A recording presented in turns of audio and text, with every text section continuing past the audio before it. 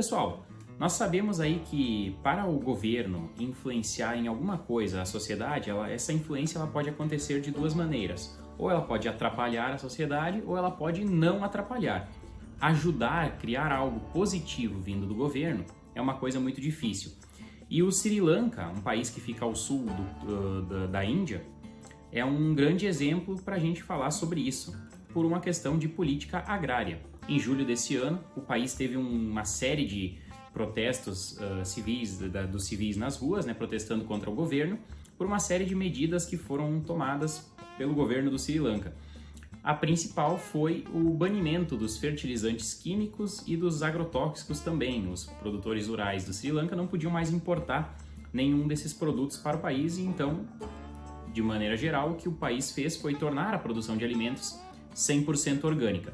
Nós temos dois grandes problemas em relação a essa medida que aconteceu lá no Sri Lanka, né? O primeiro problema é uma intervenção ingênua por parte do governo do Sri Lanka. O que eu considero uma intervenção ingênua? Quando a pessoa acredita, quando um burocrata, um político acredita que ele pode simplesmente por meio de uma canetada, por meio de um decreto, de uma lei, resolver algum problema, resolver alguma coisa, como se esse problema fosse solucionado por meio de uma coisa tão simples, né? É aquela questão de trazer soluções simples para problemas complexos. Foi mais ou menos isso que o governo do Sri Lanka fez. Foi uma interferência, uma intervenção ingênua que deu errado. Por quê? Porque a solução ela não pode vir de cima para baixo.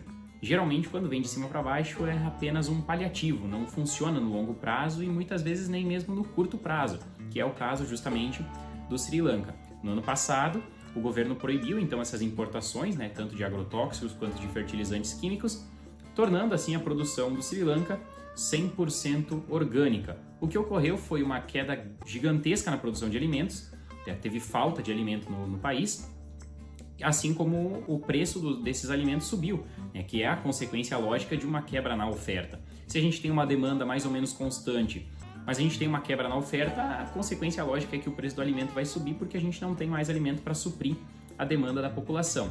Então, queda na produção, consequentemente, aumento nos preços, uma inflação que o pessoal chama de inflação, né? Na verdade não é, mas enfim, vamos dizer aqui que é uma inflação dos alimentos que ocorreu no Sri Lanka e as pessoas ficaram em péssimas condições, não tinham mais nem dinheiro para comprar os seus alimentos. Esse é o primeiro grande problema, né? A questão da solução simples para problemas complexos e vindo de cima para baixo.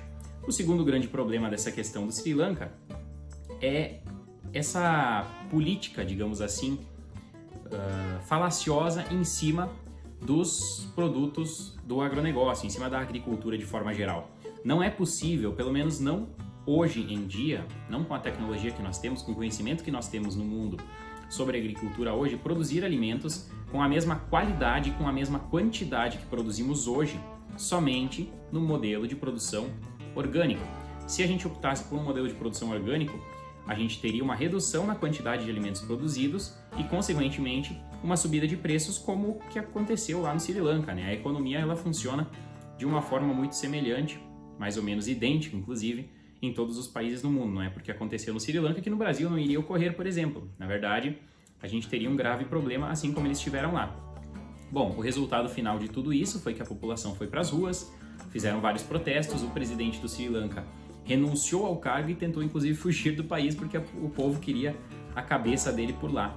Então é isso que acontece. Eu vou trazer aqui alguns números do que aconteceu lá no Sri Lanka em relação à subida de preços e da escassez de alimentos.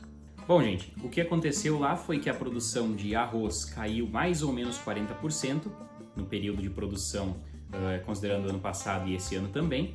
E o aumento no preço dos alimentos, de maneira geral, digamos assim, a cesta básica que eles têm lá, subiu em média 80%. Então, uma quebra de 40% na produção de arroz, por exemplo, que deve ter acompanhado, inclusive, a quebra que teve em outros alimentos também, associado com um aumento de 80% no preço desses alimentos. Então, foi um caos total que aconteceu lá no Sri Lanka.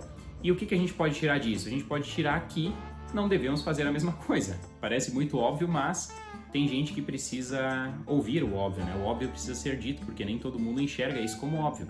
Não podemos simplesmente baixar um decreto dizendo que os agrotóxicos estão banidos, que a agricultura tem que ser orgânica, porque não vai dar certo. A agricultura ela pode se tornar orgânica, tomara que um dia toda a produção de alimentos do mundo seja de forma orgânica, não utilizando mais nenhum tipo de agrotóxico. Isso é bom, inclusive, para o agricultor, porque os agrotóxicos, né, os defensivos químicos, eles representam uma grande parte do investimento que é feito para a produção de alimentos hoje em dia. Então, se a gente puder eliminar o uso desses produtos, é melhor. Mas a questão é que não é possível eliminar o uso desses produtos hoje.